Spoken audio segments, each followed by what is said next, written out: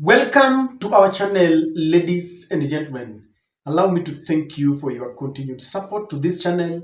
It is because of that support that we have reached where we are today. Without you guys, I would have been where I am today, and I'm elated that you've always been there for me. Ladies and gentlemen, William Ruto and Raila Amolo Odinga continue to bear the brand of the anger of Kenyans after they made it official and public their intended purpose to work together. I know many people are asking what might have driven Raila Amolo Odinga to join William Samoei Ruto. Was it the anger that Rigathi Gachagua and his team rejected him when he presented himself in 2022? Did he swallow the bait that William Ruto gave him and the lie that, Rigathi Gachagua wanted to inherit power through the back door? Was it the mere fact that they've never been given things like the CS of finance ever since the independence of the country? What exactly might have driven Raila Amolo Odinga? People are asking that one. Because William Ruto is blatantly a liar. And Raila had rejected William Ruto. Now you've seen how, for the first time in many years, Raila is facing rejection from millennials and youths who have never rejected Raila for long. Raila has been a darling to the youth. In fact, the reason why Raila has walked the political journey to this end is because he built his politics around the youth. Whenever people are going for demonstrations, those who have been given every successive government a run for their money are the youths. But now, Raila Amolo Odinga is outrightly getting into a confrontational line with the youths. Now, someone sent me two videos. One video was, I don't know whether that was secret camera or the media did not want to show it, or I'm the one who got it late. But it's a video where yesterday, when William Ruto went for the burial of Wafula Chebukati, the former chairman of the Independent Electoral and Boundary Commission, immediately he rose to speak. People started walking out, and I want to show you that video. I don't know if they've seen it, but there's no harm in watching it for the second time. And there's another video where Rigathi Gachagua was being received in Kajiado. And then he just told me, Achando, time flies so fast. And a day in politics means a lot.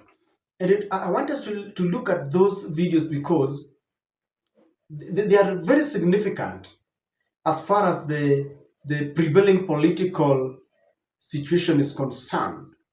But before we do that, just allow me once again to remind you of the 50 Bob challenge that we are undertaking to help our little sister, Sister Hope, who is in Thika Medical Training College, taking her nursing course. And as a second year student, the second semester has just become a hell. Her father lost his job, and therefore she's stranded basically. And she's coming back to us, asking us to be her last hope. And we promised her that we would come together in the spirit of brotherhood as Kenyans and ensure that we lift her to the end. Allow me to request you very humbly to listen to her story. It is just a 1 minute clip.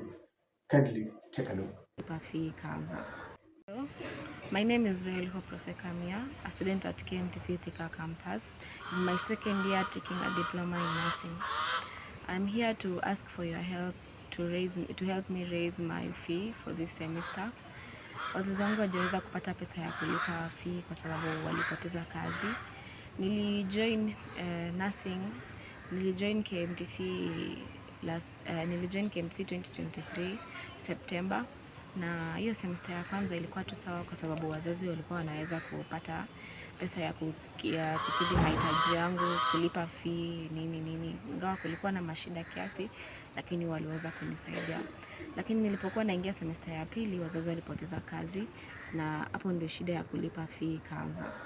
Na kwa tangu hiyo muda nimekuwa na shida ya kulipa fee, shida ya kupata pesa ya kukidhi mahitaji yangu ya kila siku, chakula, shopping, na imekuwa shida kubwa sana kwa sababu wakati mwingine nilikuwa nalipa fee one day to exam kwa sababu kwa rules za shule wamesema huwezi ukafanya mtihani kama hujalipa school fees yako yote, na ni mtihani na pia assessment za rotation.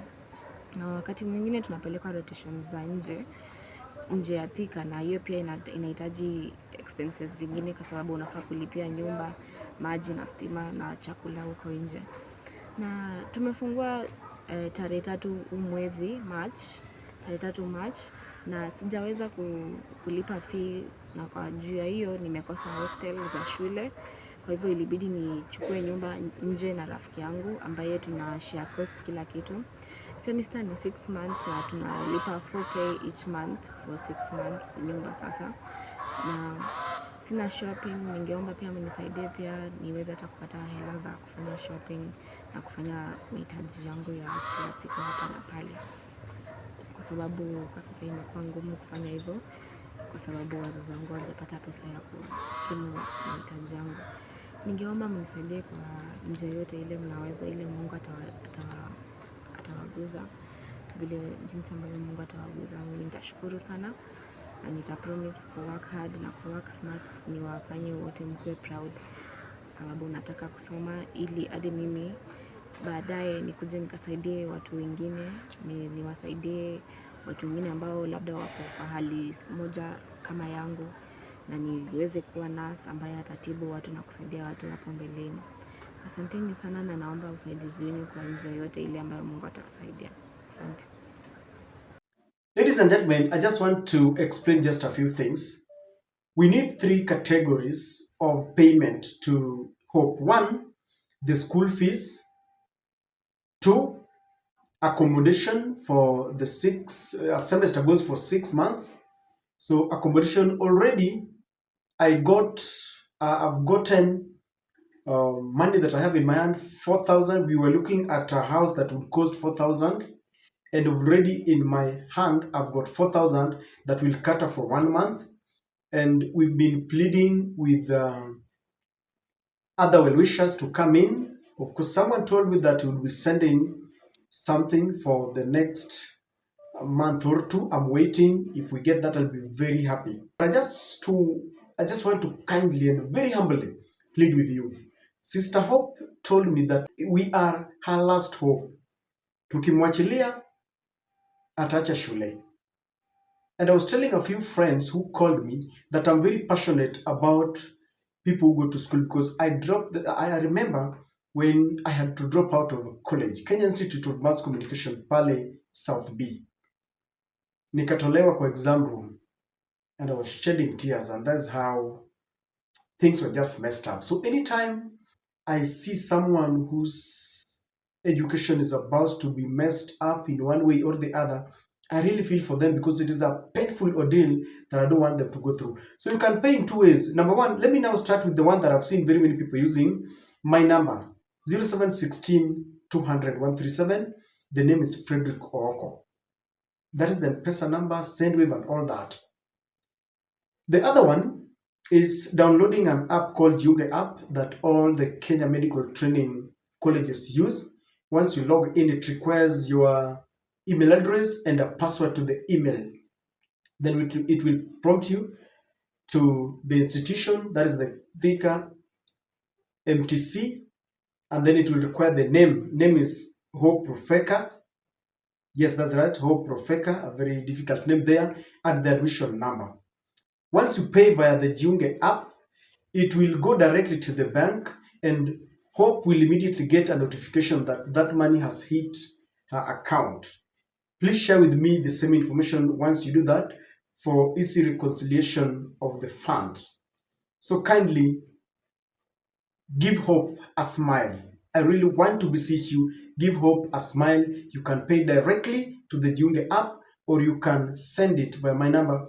It will reach Hope in good time. We are also looking at anybody who can give us some shopping to take to her.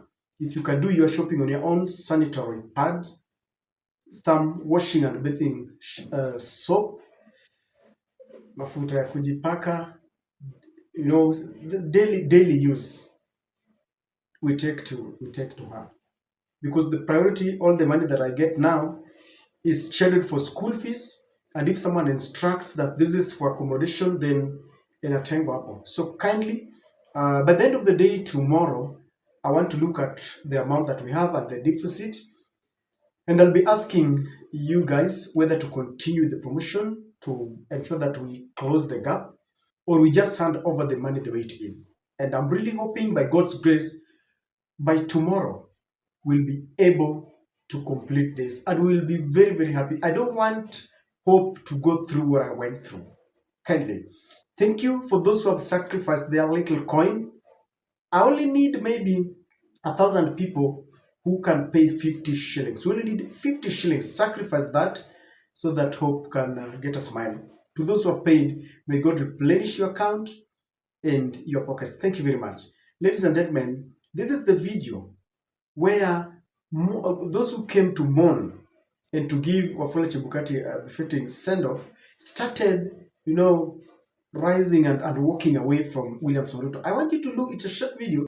I want you to look at it twice so that we can see the length and tell me what you make of it.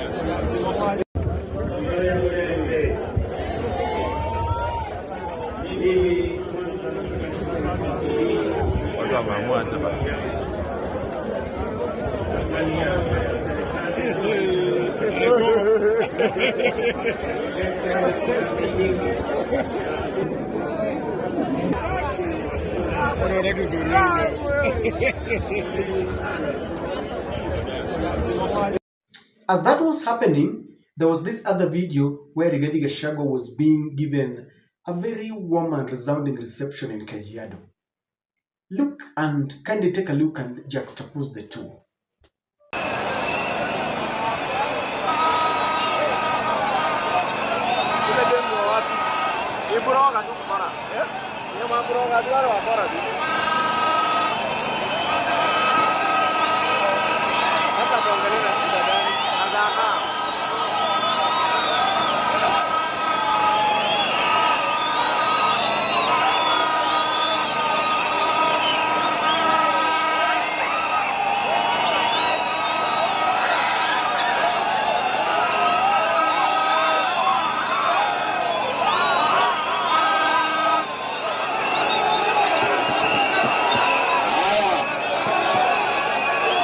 Kitegera mjambo, Kitegera hoi, Kitegera hoi, Kitegera mjambo, hamjambo tena. Rigiji amefika hapa mwenyewe. Leo ni leo, musema kesho ni leo, ni leo, musema kesho ni. Watu ya Kitengela, wacha tusikizane.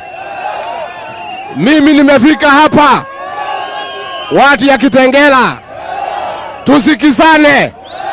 Safari ya kufukuza Kasongo aende nyumbani itaanza hapa Kitengela. Now let me tell you something. You look at that, and the way, for those who watched my earlier video, the way he was being heckled in is it Kiminini or Kimelili? The way he was being heckled. And then Raila is being heckled in Kisii. You cannot tell me that all these are stage managed, that some goons were given money to heckle Raila, that those people who were standing to walk away were given money, that those who are heckling William Ruto wanamuita mwizi were given money. No, the country has changed. The country is tired. The country is yearning for change. The country is confronting. The fear is gone, and they're telling this political class we are tired. Let me tell you, because the reality must be spoken.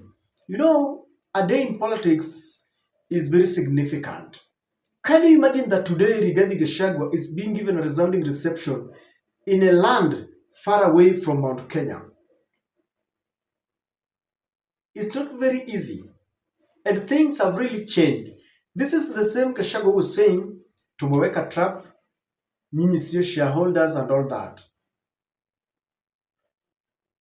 And Raila Amolo Odinga, the one who used to speak for the people, is now being heckled, and Rigathi is being given a resounding reception. And why is it like that? Because I looked at Rigathi Gachagua. By the way, I never subscribed to Rigathi Gachagua's political ideologies, especially when we used to talk about, shareholders, when he used to talk about tumeweka mtego, when he used to tell us that I will do something that no one in Kenya will ever think of going for protest because tunataka kuharibu biashara yetu. But today he's becoming a darling of many. Remember when he was being crucified, many Kenyans said, yes, we believe he's not good, but even the other partner is worse. So kufa dereva kufa makanga. But you can see people are beginning to embrace Rigathi Gachagua. Why? He's injecting. He has taken the position of Raila Amolo Odinga.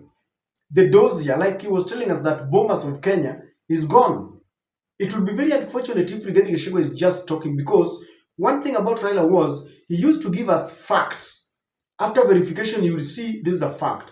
And so if Rigathi is telling us that Bomas is gone, and it's a fact, that we would want Rigathi Gachagua to be credible, so that whatever he says, hakuna kupinga. Some people are joking about that.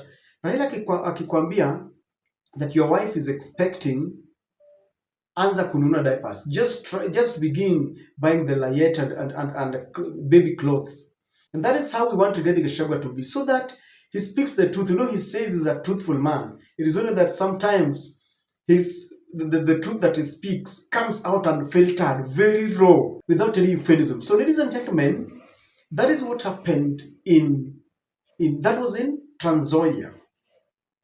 People walking out of William Samoei Ruto. And I don't know why it was not shown. It is no longer business as usual, because Kenyans are tired. And as I have said before, Kenyans have a date with William Samoei Ruto. Na round hii hatoboi. Let me tell you. I'm looking at a situation where the deep state, the NIS, would try to rig elections. It might not be very easy, because people are breathing fire.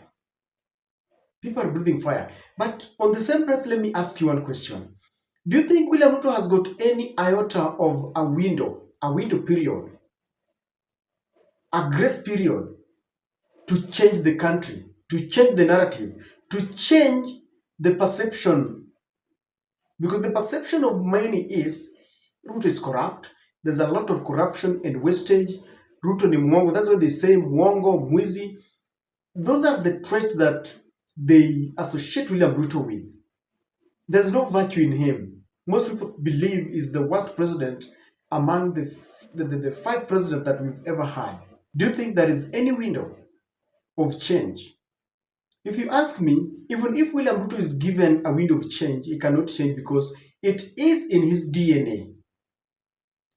Allow me to qualify my statement. If William Ruto was a man who really regarded truth and change, and he really wanted a change in the country, as he has always said, that the reason why Kenya has not progressed is because of a lack of leadership, that the leaders who came before him have never wanted to confront the situation, to make bold decisions.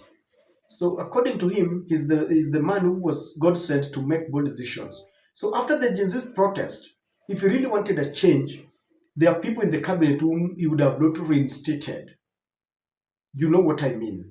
Because he collapsed that cabinet. There was a cabinet reshuffle, all of them. You remember that it was only Musalia Mudavadi who remained to undertake certain vital duties. Then William Ruto comes up and he gives us almost the same faces.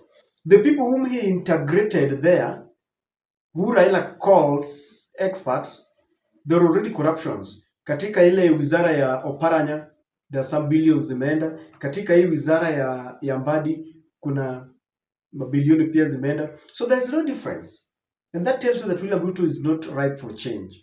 The Gen Zs who were being abducted, we thought that maybe the abduction would end, but that is still happening. Just the other day, you understand, they wanted to add more money to the office of the president and the deputy president to replenish, to facelift. But and one of the reasons why they ousted Rigathi Gachagua is because they were accusing him of demanding for so much money to facelift his offices. So they are repeating the same thing. William Ruto was accused before the Gen Z's protest of being on top of vehicles every day, gobbling a lot of money, going around instead of working for the people, keeping on, promises. He's back at it again. And that's what I'm telling you, that William Ruto will not change, and Kenyans should expect more of lies, promises. Even the government will deteriorate even further. We are exporting our youths and our manpower to the other countries instead of creating our own jobs. And you can see what that caused with Pastor Edward Mwai. And so, ladies and gentlemen, I just want to humbly submit to you that William Ruto has really failed this.